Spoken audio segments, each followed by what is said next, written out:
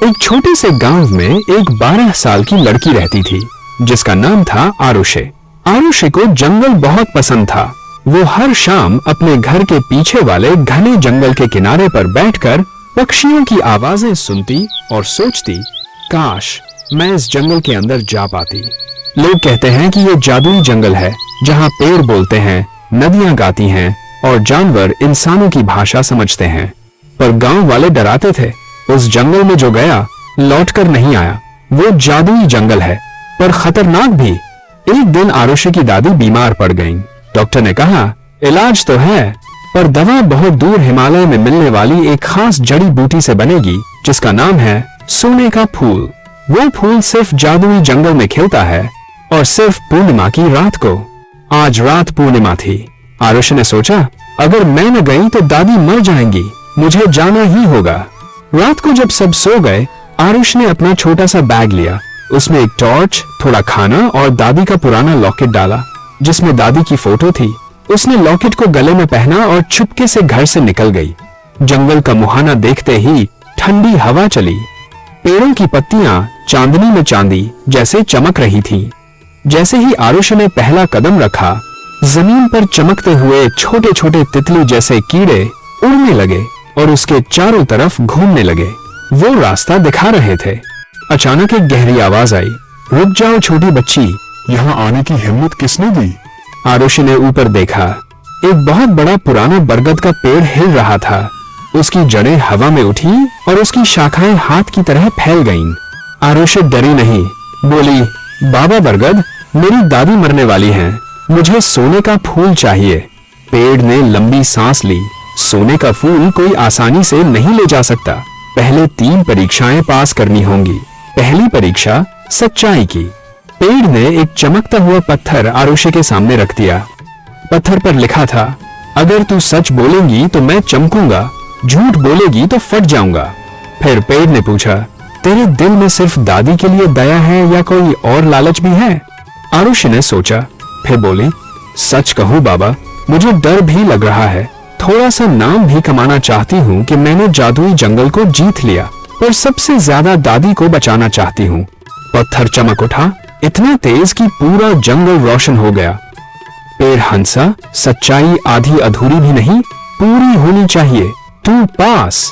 अब रास्ते में एक चमकती हुई नदी आई। पानी नीला गुलाबी था और उसमें से मछलियां उड़ रही थीं। नदी ने मधुर आवाज में कहा, दूसरी परीक्षा त्याग की।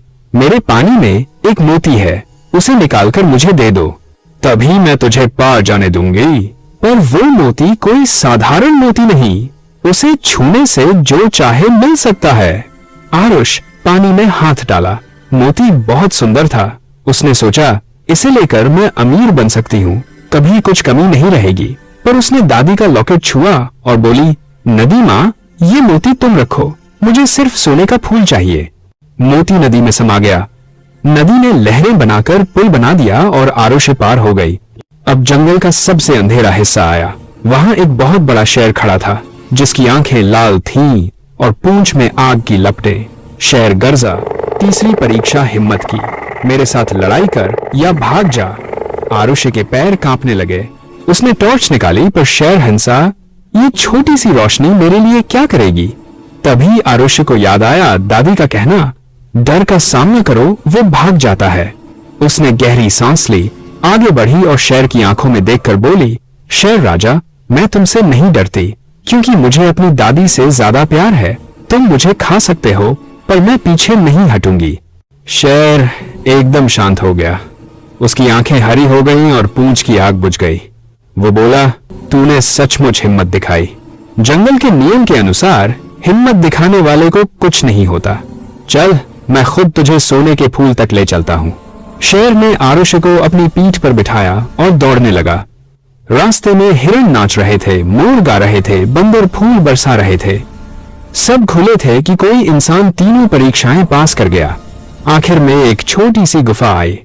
गुफा के अंदर सिर्फ एक पौधा था जिस पर एक सोने का फूल चमक रहा था। फूल इतना सुंदर था कि देखते ही आंखें भर आईं।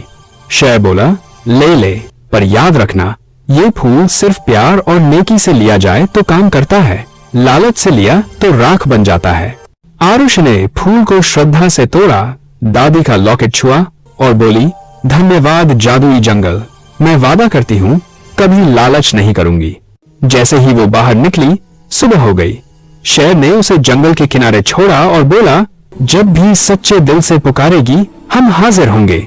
आरुष घर भागी, दादी को दवा बनाकर पिलाई। शाम तक दादी एकदम ठीक हो गई। गांव वालों को विश्वास नहीं हुआ। आरुष ने कुछ नहीं बताया, बस मुस्कुराई।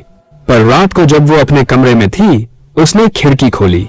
दूर जंगल से एक शेर की दहाड़ आई, बरगद की पत्तियों की सरसराहट और नदी का गीत।